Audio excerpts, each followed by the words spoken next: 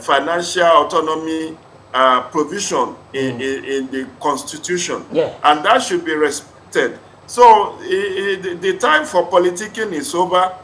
This is the time for governance. The governorship election in Ondo State is coming up in September, if my memory serves me right.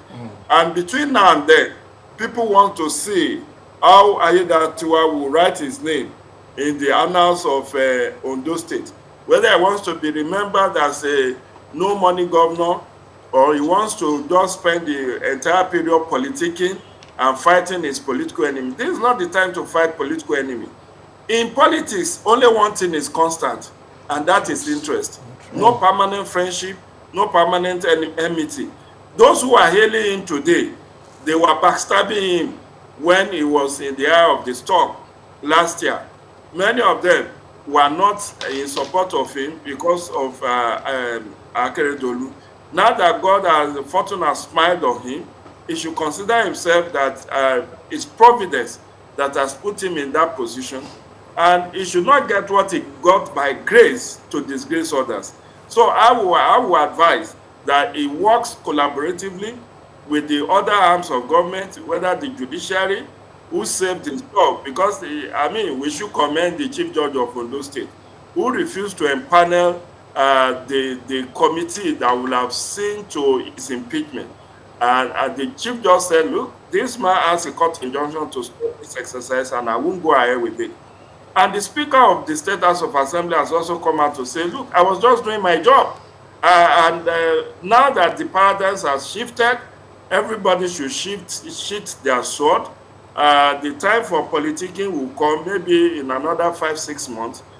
We may not have governance. But meanwhile, there are outstanding salaries to pay. There are contractors to pay. There are projects to be implemented. There are policies and programs to be rolled out. And that should be the primary focus now. Issue of insecurity and welfare of citizens of Ondo State should be of primary importance to him right now. All right, then. Let me. I do understand that we have a limited time for this interview before we go into the next one. But let me just quickly get your view on that of our studio guests in a few minutes. Now, you said something. It is what it is. Interest. That's what it is. Interest. But then, how does that speak to values, really? Because in our climb, the issue of interest has been taken too far. People don't even seem to care about the people that they're there to represent anymore. It's about their own personal interest. But how does that speak to values? Well, if that question is for me, I think it is actually. It's not mutually exclusive. Interest and values are not mutually exclusive. They are symbiotic. They are like conjoined trees. If you are not of good upbringing, if you do not believe in honor, your interest will be just adopting Machiavellian principle of the end justifies the means. But if you are well brought up, you are cultivated, and you are reflective, that look, he was just a running mate to Akeredolu. Even when you watch the inauguration of Aiyedatiwa, the late governor, was very philosophical, that his name seems to have aided his choice.